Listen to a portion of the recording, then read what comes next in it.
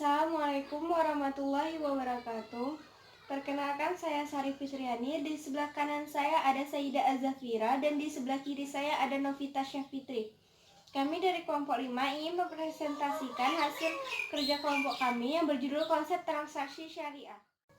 Baiklah, saya akan mempresentasikan pengertian transaksi syariah dan akad. Transaksi berasal dari bahasa Inggris yaitu transaction, dan dalam bahasa Arab disebut al-mu'amalah. Ilmu fikih yang mempelajari tentang al-mu'amalah disebut fikih mu'amalah.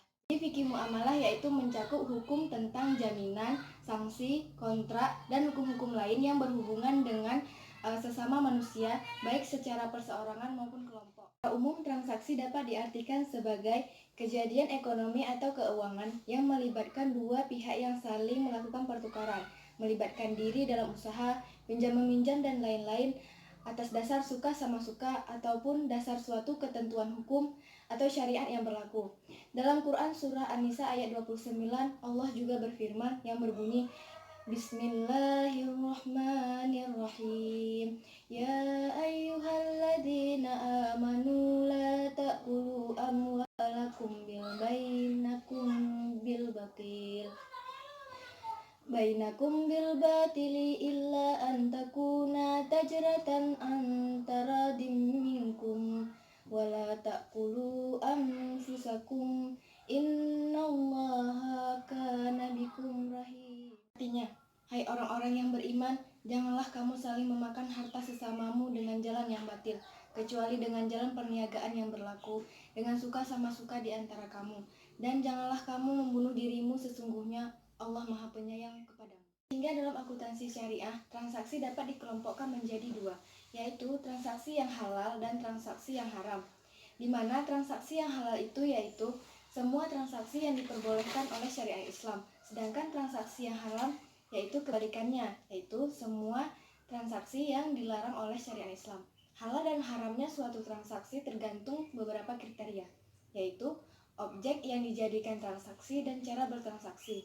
Kemudian, akad berasal dari bahasa Arab yang berarti perikatan, perjanjian, atau permufakatan. Sedangkan menurut pengertian istilah, akad adalah perjanjian atau pernyataan melakukan ikatan sesuai dengan kehendak syariat yang berimplikasikan hukum pada objek perikatan. Dapat disimpulkan bahwa akad adalah suatu perikatan perjanjian yang ditandai dengan adanya pernyataan melakukan ijab dan kabul sesuai dengan syariat Islam yang mempengaruhi objek yang diikat oleh pelaku perikatan. Suatu akad akan sah secara syariah apabila memenuhi rukun akad itu sendiri. Jadi rukun akad terdiri atas orang yang membuat akad, objek akad, sigat atau ijab dan kabul.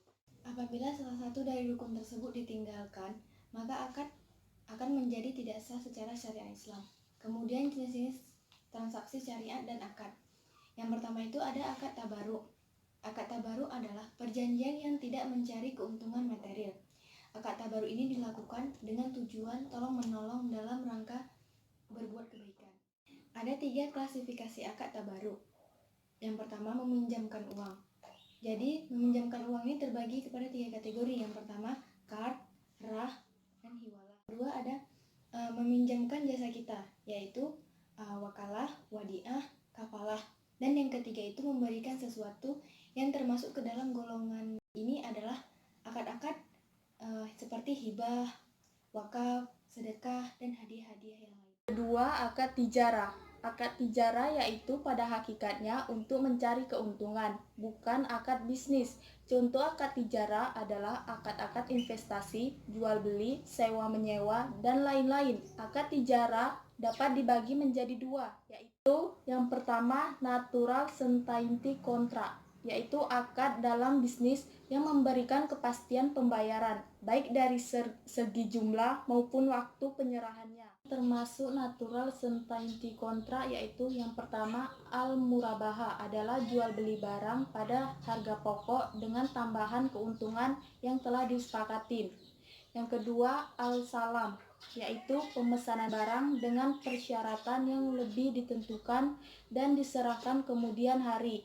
sedangkan pembayaran dilakukan di muka. Al-istisna yaitu jual beli berdasarkan pesanan. Maksudnya pembuat barang berkewajiban memenuhi pesanan pembeli sesuai dengan yang telah disepakatin. Pembayaran dapat di awal, cicilan, atau akhir batas waktu yang telah ditentukan. 4.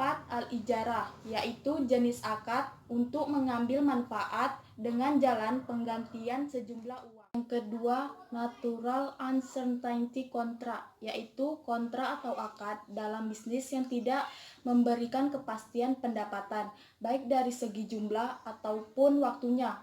Jadi, keuntungannya dan kerugiannya ditanggung bersama. Contoh natural uncertainty contract adalah yang pertama, musyarakah adalah akad kerjasama antara dua belah pihak atau lebih untuk usaha tertentu.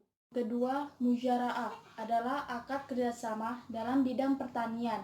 Yang ketiga, musakah adalah akad kerjasama dalam bidang pertanian untuk mendapatkan buah atau hasilnya. 5. Akad ijarah artinya mengambil manfaat dengan jalan penggantian sejumlah uang.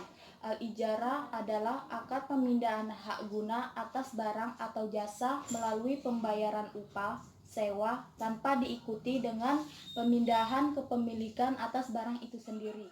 Macam-macam al-ijarah. Akad al-ijarah dibagi menjadi dua, yaitu yang pertama al-ijarah yang bersifat manfaat seperti sewa menyewa rumah, toko, kendaraan, pakaian, dan perhiasan. Kedua, al-ijarah yang bersifat pekerjaan, ialah dengan cara mempekerjakan seseorang untuk melakukan suatu pekerjaan. Wa'ah dan akad. Wa'ah adalah janji antara satu pihak kepada pihak lainnya dan hanya mengikat satu pihak, yakni pihak yang memberi janji berkewajiban untuk melaksanakan kewajibannya. Sedangkan akad adalah kontrak antara dua belah pihak, yakni pihak yang diberi janji tidak memikul kewajiban apa-apa terhadap pihak lainnya. Bila pihak yang berjanji tidak dapat memenuhi kewajibannya, maka saksi yang diterima lebih merupakan saksi moral. 5. Kombinasi akad. Satu akad tidak lagi untuk satu objek transaksi, tetapi bisa menjadi satu akad untuk dua transaksi atau lebih. Dalam hal ini ada dua hal yang harus dihindari karena akad akan menjadi rusak atau batal. Yang pertama yaitu menggunakan dua akad dalam satu transaksi syariah secara bersamaan, dan hal ini sangat tidak dibenarkan dalam syariah. Yang kedua yaitu keterkaitan suatu akad dengan akad yang lainnya.